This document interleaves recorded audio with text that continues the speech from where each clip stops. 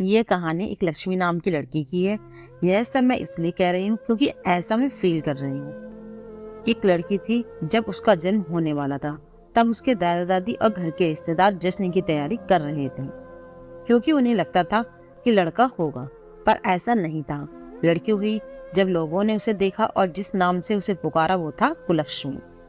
अब सगुनी नाम सुनने में अजीब लग रहा है ना, लेकिन वो लड़की मुस्कुरा रही थी अपना नया नाम सुनकर। सोच रही थी कि किसी जन्नत में आ गई हूँ, लेकिन लोग मुझे छू भी नहीं रहे हैं। ऐसा लगता है मानो मुझे कोई बीमारी है।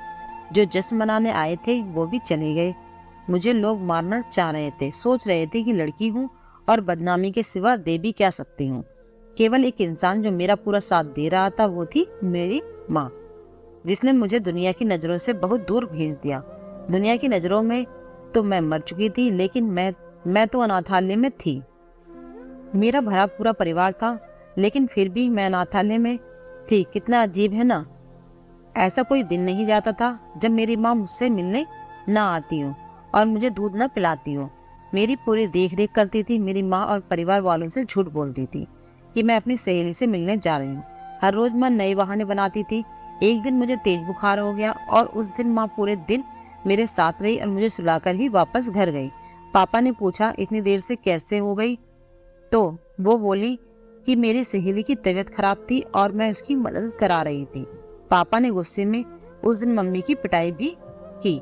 माँ दर्द सह रही थी, लेकिन फिर भी मुझे छिपा रही थी।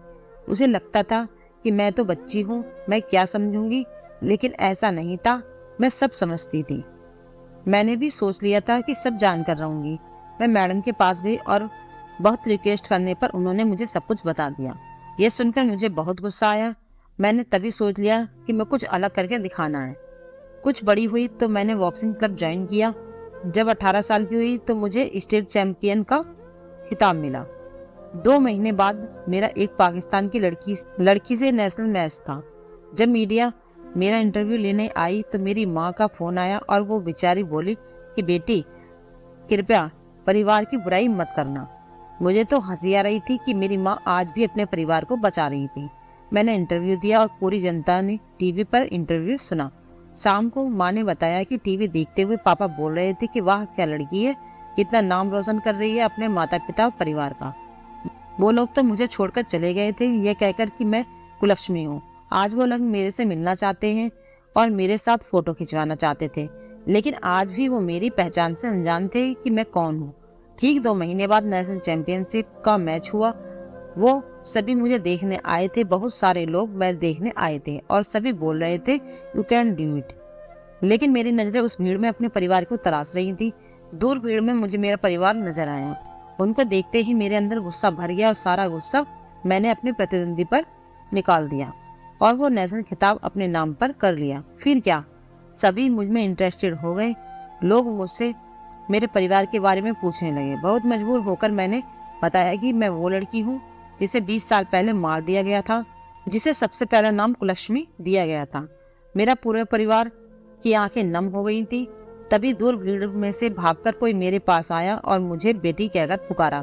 ये सब मानो मेरे लिए कोई सपने जैसा था। जो बचपन का प्यार मैंने खो दिया था वो अचानक ही मुझे मिल गया और उसने मुझे गले लगाकर सभी से कहा यह मेरी बेटी है, जिससे मुझे पिता बनने का हक दिलाया। सभी लोग मेरे से माफी मांग रहे थे। जब मैंने जन्म लिया तब मैं केवल एक लड़की थी, लेकिन आज मैं एक बेटी हूँ। अब मैं अपने आंगन की तुलसी बन चुकी हूँ, अपने घर की मुस्कान बन चुकी हूँ, मैं बेटी बन चुकी हूँ। यह कहानी थी मुझ लक्ष्मी की, जिसने मुझे अपने घर की लक्ष्मी बनाया और मेरी माँ इस कहानी की सबसे महत्वपूर्ण पात्र है। आपकी क्या राय है हमें जरूर बताएं और अगर कहानी अच्छी लगी हो तो लाइक करें और चैनल को सब्सक्राइब जरूर करें। धन्यवाद।